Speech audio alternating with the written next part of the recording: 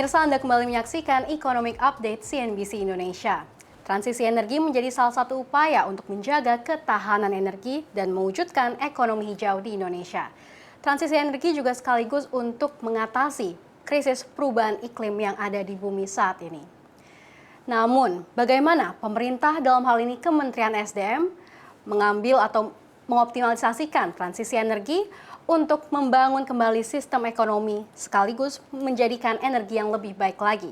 Dan untuk membahas terkait dengan hal ini, saya sudah bersama dengan PLT Sekretaris Jenderal Kementerian SDM Dadan Kusdiana sekaligus Direktur Jenderal Energi Baru Terbarukan dan Konservasi Energi. Halo Pak Dadan, apa kabar Pak? Alhamdulillah, salam sehat. Baik, terima kasih waktunya untuk kami Pak. Makasih Mbak Sania. Baik Pak, akibat dampak dari pemanasan global, saat ini berbagai negara di dunia menargetkan tercapaian net zero emission pada tahun 2050. Dan oleh sebab itu Indonesia pun didorong untuk melakukan transisi energi. Lalu Pak, seberapa urgent sebetulnya transisi energi yang dilakukan Indonesia? Karena kita tahu bahwa Indonesia ini emisi untuk net per kapitanya ini masih di bawah negara-negara maju. Bahwa kita ini masih 2,3 ton per kapita dibandingkan Amerika misalnya 14 ton. Dan menurut Bapak sendiri, bagaimana pandangan terkait dengan progres transisi energi di Indonesia saat ini? Ya, terima kasih. Saya akan mulai dari apa yang kita komitmenkan. Kita sudah berkomitmen di Paris Agreement, itu 8 tahun yang lalu. Kemudian dibawa ke Indonesia, jadi undang-undang. Ada undang-undangnya terkait dengan penurunan emisi gas rumah kaca. Kita sudah sampaikan juga komitmen kita, udah 2 kali itu kita sampaikan. Tujuannya adalah sebagai bagian dari masyarakat dunia, kita pun ikut bertanggung jawab. Karena kalau kita mengeluarkan emisi, dampaknya tidak hanya di kita, dampaknya di dunia. Demikian juga kebalikannya. Jadi kalau yang lain tidak melakukan, kita pun kena dampaknya. Jadi ini sebagai bagian dari kebersamaan di dunia, kita pun masuk ke dalam upaya memastikan komitmen tersebut terjadi.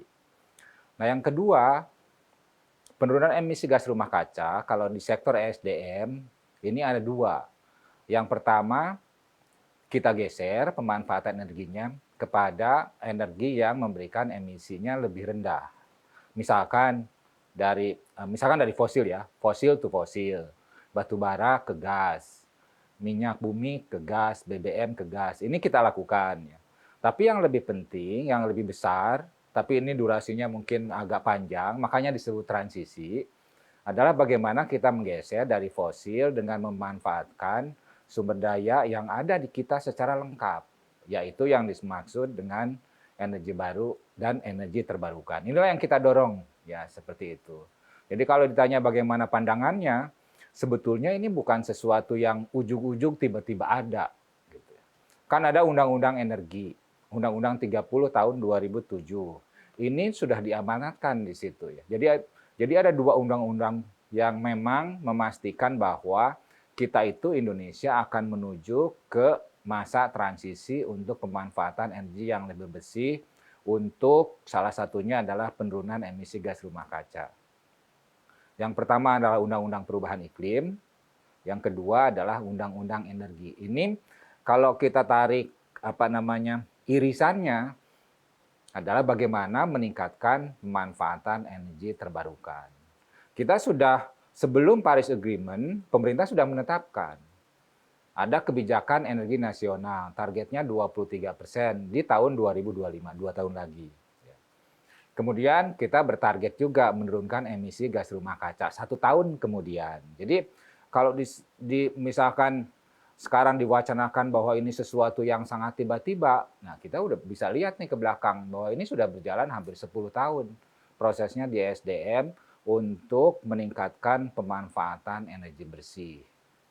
Apakah itu sesuatu yang sulit, sesuatu yang berbahaya buat kita? Nah, saya kasih gambaran gini misalkan. Sekarang kita ini mengimpor minyak bumi, mengimpor juga BBM-nya, karena di produksi Indonesia ini sudah nggak cukup. Kita impor.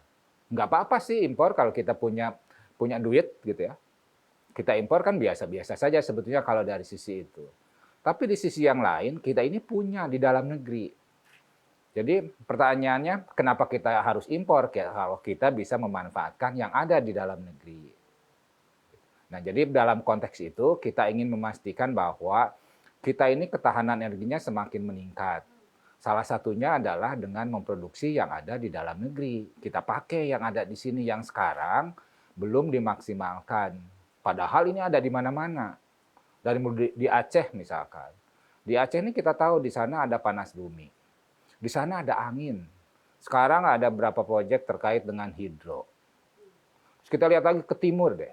Ke timur untuk menggambarkan bahwa Indonesia itu demikian kaya ya tentang energi terbarukan. Di timur kita punya sumber hidro yang besar, belum tersentuh. Gitu. Sekarang kami menemukan di daerah timur juga di Merauke ada sumber daya angin yang cukup besar. Ke utara juga sama. Di sana juga demikian hidronya bagus. Ke selatan misalkan di Nusa Tenggara Timur itu sumber panas bumi, sumber matahari, termasuk angin juga sangat baik. Jadi dalam konteks itu kita maksimalkan, kita optimalkan dulu deh pemanfaatan energi yang ada di kita secara bertahap gitu. Jadi kita tidak dalam posisi untuk tiba-tiba misalkan kita tidak boleh menggunakan batu bara untuk listrik, bukan. Makanya namanya transisi. Baik, kita akan masuk ke sana, Pak. Tapi tadi Bapak sempat sampaikan bahwa pada tahun 2015 ini ada Paris Convention atau Paris Agreement yang kemudian diadaptasi atau diadopsi menjadi undang-undang tadi, perubahan iklim dan undang-undang energi begitu ya, Pak. Nah, dari sini berarti kan memang sudah lama sekali seperti tadi Bapak sampaikan. Hingga sekarang sudah berapa besar sih investasi kita Indonesia ini untuk transisi energi ke energi baru dan terbarukan? Kalau dibilang dari sisi statistik ya, statistik sekarang itu kan sekitar 13 gigawatt listrik kita ini berasal dari pembangkit listrik yang energi terbarukan. Besar atau tidak? Kalau dari sisi potensi memang ini kecil. Sekarang angkanya baru di angka 13%. Tapi kan namanya juga kita ingin membangun ya.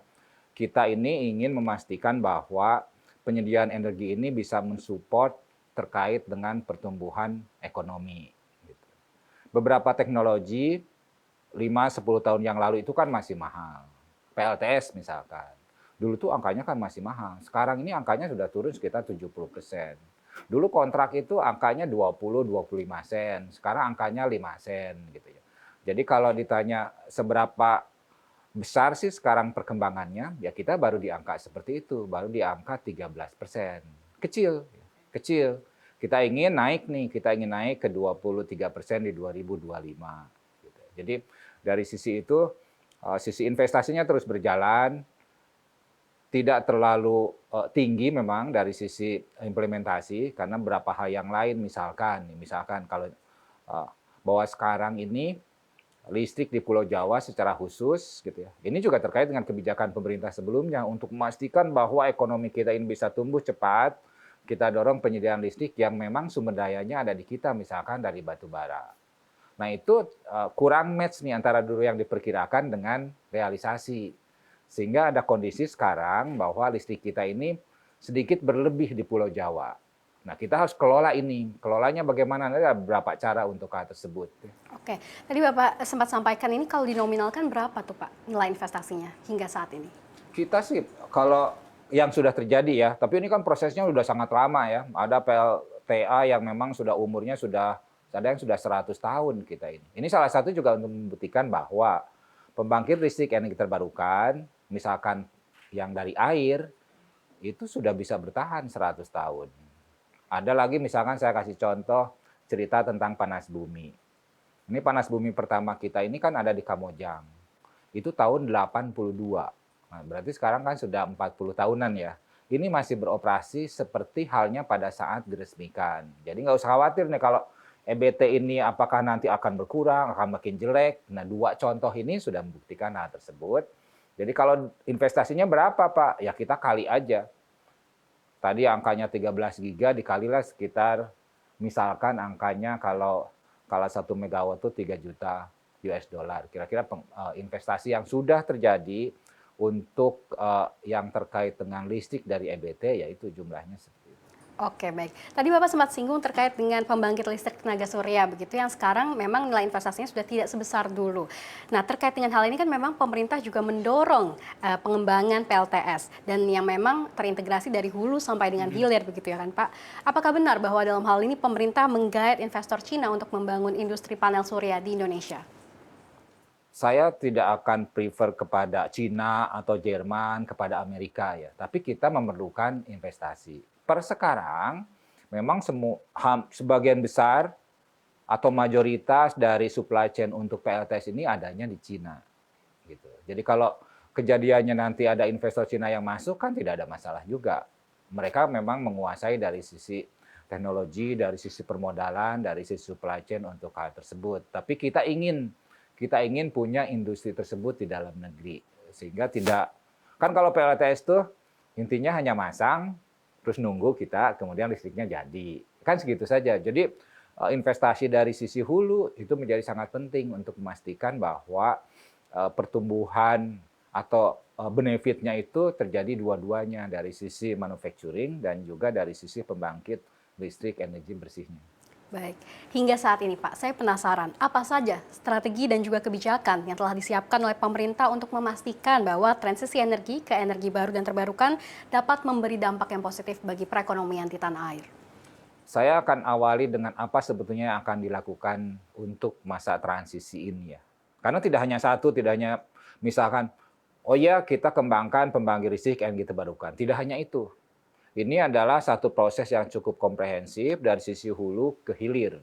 Karena kita ingin mendapatkan manfaat yang maksimal seperti yang tadi investasi, seperti yang tadi nanti manufacturingnya di dalam negeri, industrinya ada di kita. Yang pertama adalah penambahan pembangkit EBT. Ini udah jelas lah. Kita udah jelas. Kita punya RUPTL, kita punya roadmap untuk net zero emission, kita punya beberapa program on top dari RUPTL misalkan. Itu sudah ada. Yang kedua adalah kita ingin bahwa EBT ini bisa dimanfaatkan secara optimal karena dalam beberapa hal ada pembangkit EBT tapi di situ tidak ada demand. Di Papua misalkan. Atau ke atas kita lihat di Kalimantan Utara. Di sana kan sumber hidronya besar. Nah, Presiden sudah mengembangkan kawasan industri di situ. Jadi kombinasi antara itu. Sehingga yang kedua yang ingin kita dorong adalah strateginya adalah memastikan bahwa infrastrukturnya ini terbangun. Tidak hanya pembangkitnya ya. Karena di sini pembangkit kan ada yang pakai, mungkin yang makainya berada 100, 200 atau lebih kilometer dari situ.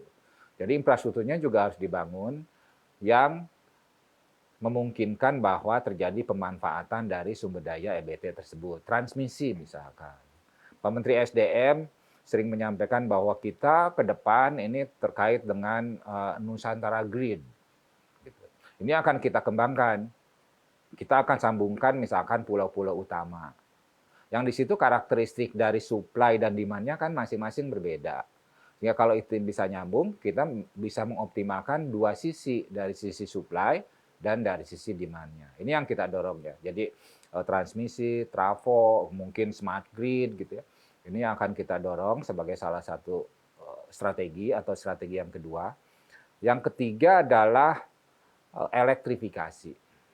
Jadi sedikit demi sedikit kita dorong pemanfaatan energi finalnya itu didorong ke arah listrik. Banyak sih alasan. Per sekarang minimal yang saya pahami listrik kan lebih lebih nyaman lah kalau kita pakai listrik gitu. Jadi kita geser misalkan pemanfaatan BBM di kendaraan menjadi kendaraan listrik, menjadi motor listrik atau yang lain-lain yang bisa menggeser pemanfaatan dari fosil baik itu LPG maupun yang lainnya minyak tanah misalkan. Nah, ini kita geser secara bertahap ke pemanfaatannya untuk listrik. Termasuk untuk kendaraan listrik. Yang berikutnya adalah dalam beberapa hal, seperti di Jawa tadi saya sampaikan, kita ini kan banyak pembangkit yang usianya sudah cukup lama. Tapi dia berproduksinya juga bagus. Ada pembangkit PLTU yang dibangun sekarang, sehingga posisinya itu membuat di Jawa ini kelebihan supply. Nah, kita sedang mengkaji, beberapa sudah mulai berjalan untuk apakah ada peluang untuk ini diistirahatkan lebih cepat, dipensiunkan. Kan ada umurnya tuh, kalau PLTU itu kontraknya 30 tahun. Bisa nggak kontraknya itu menjadi 25 tahun, 25 tahun dia berhenti. Ada yang bilang, loh itu kan jadi asetnya tidak bermanfaat. Enggak, kita tidak akan masuk wilayah aset. Kita ingin memastikan keekonomian dari investornya tetap dijaga. Harga listriknya tidak berubah. Gitu. Beban pemerintah juga tidak nambah. Itu yang kita sebut sekarang dengan energy transition mechanism.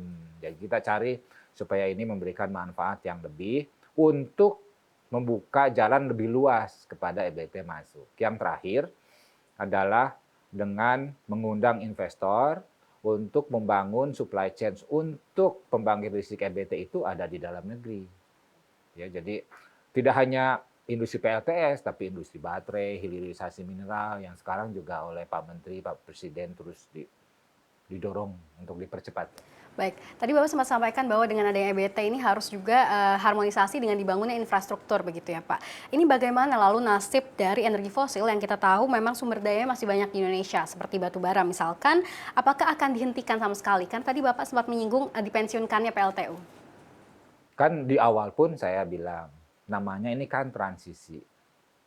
Kalau dari menggunakan batu bara kemudian tidak menggunakan, itu kan bukan transisi ya. Itu kan mungkin revolusi lah kita sebut. Tapi ini prosesnya adalah transisi. Keekonomian dari atau aspek komersial dari PLTU tersebut tidak akan berubah. Gitu ya. Kemudian juga dilakukan secara bertahap. Bertahap dalam arti kan perlu waktu juga membangun PLT EBT. Makanya kita ingin merencanakannya dari sekarang. Karena ini perlu waktu. Jadi nanti akan ada memang PLTU-nya nurun, kemudian EBT-nya naik. Kan sekarang di dalam Perpres itu tidak ada lagi pembangunan PLTU yang baru. Kemudian dalam RUPTL pun seperti itu ya, kecuali yang memang sudah berkontrak, sedang dibangun gitu ya. Yang ini kan tetap jalan, kalau enggak kan kita harus bayar. Baik, oke ini menarik sekali Pak, tapi kita akan lanjutkan diskusi ini usai jeda berikut ini. Tetap di Economic Update CNBC Indonesia.